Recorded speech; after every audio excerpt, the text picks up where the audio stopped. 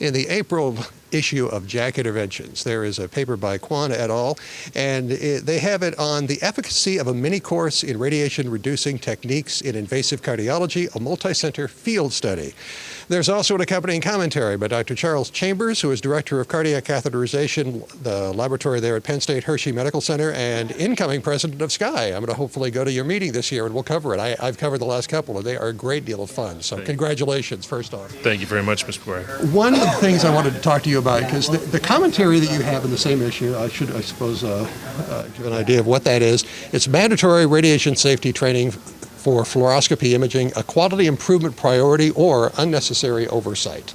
So you obviously have some important opinions about this topic. Let's talk about them. Well, thank you. First of all, it's a pleasure to be interviewed in this, and I thought Kwan presented a very nice paper that covers an important topic of radiation safety. And the interventionalist, without question, as we all know, is a very busy person, both in and out of the lab. And the last thing we want to do is add additional oversight or additional training that isn't important. But again, at the end of the day, it's about patient care and it's about patient safety.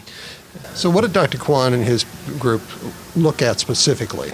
Well, unlike the U.S., in Europe, and particularly in Germany, where I think the paper was out of, they have a requirement of 20 hours of training in radiation safety and an update every 5 years. And in addition to that, he looked at this 90-minute specific extra course just to handle dose management during interventional procedures. I was with the writing group that wrote the National Council of Radiation Protection recommendations, and we talked about 4 to 8 hours. So hours isn't as much important as it is the emphasis on training and the potential issues that are required for dose management. So what are you recommending?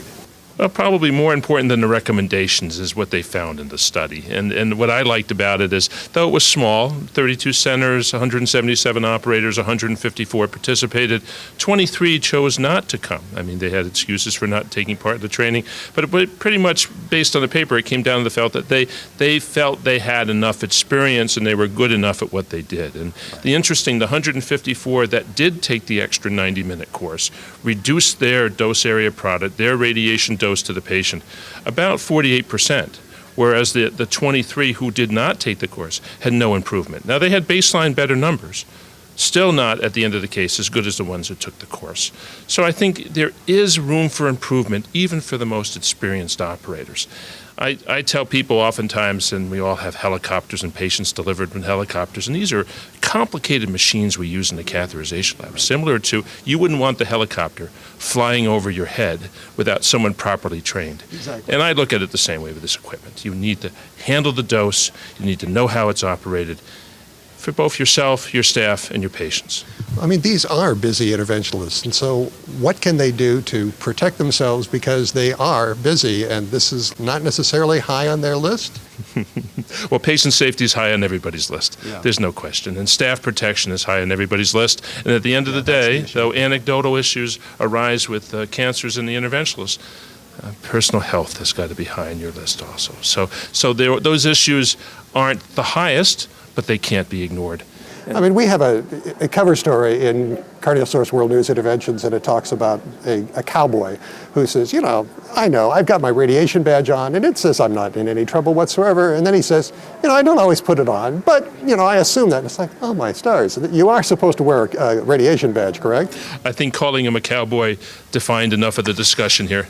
I mean, that's... There are some of those. Yes, absolutely, absolutely. And I don't doubt they're excellent proceduralists or have the potential of being excellent proceduralists. But at the end of the day, it's your obligation, I would argue it's your obligation to protect yourself, your staff, and your patients. Now, what are the recommendations that you have in your commentary? Because you did make some really good recommendations. Yeah, and these recommendations aren't mine. They came out of the National Council of Radiation Protection, the paper.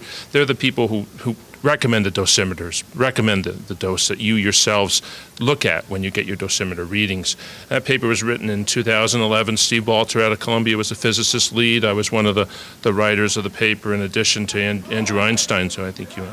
And they recommend both a didactic course, somewhere between 4 and 8 hours, and covered a myriad of topics from radiation imaging formation all the way up through dose management during the procedure, as well as a hands-on training, both as an initial operator in the lab, but more importantly, when new equipment comes in, how to get the most out of the new equipment. Well, this is in the April issue of JACC Interventions. So we ask that you go there, read the paper. They actually have several papers that are dealing with the whole issue of radiation and reducing dosage. So for JACC Interventions and CardioSource World News, I'm Rick McGuire.